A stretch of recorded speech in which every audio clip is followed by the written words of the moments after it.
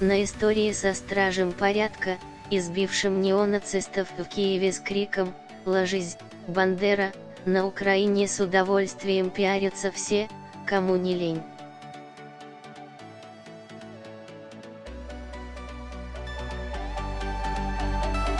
Сначала полицейского слило его начальство, предпочтя прогиб перед радикалами на ЦК этики силового ведомства, а затем другие участники украинского политпространства решили окучить тех украинцев, кто явно недоволен спешно начатым судебным процессом в отношении правоохранителя.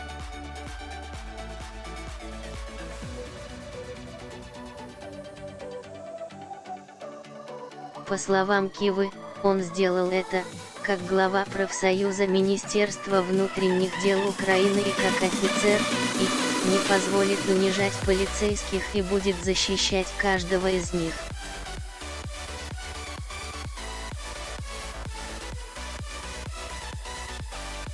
Я уверен, что стражи закона и порядка имеют право на применение силы против тех, кто не знает меры своему активизму, и превращает его в противоправные действия.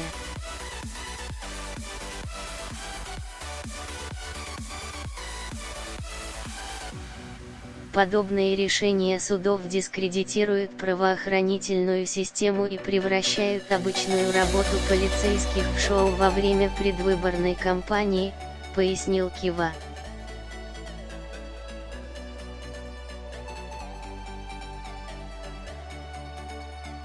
Добавим, что $4,2 тысяч за громкий информационный повод в условиях избирательной кампании – неплохое вложение средств.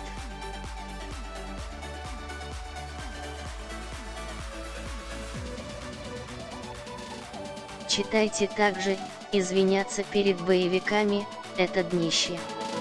Украинские полицейские о покаянном флешмобе «Я, Бандера».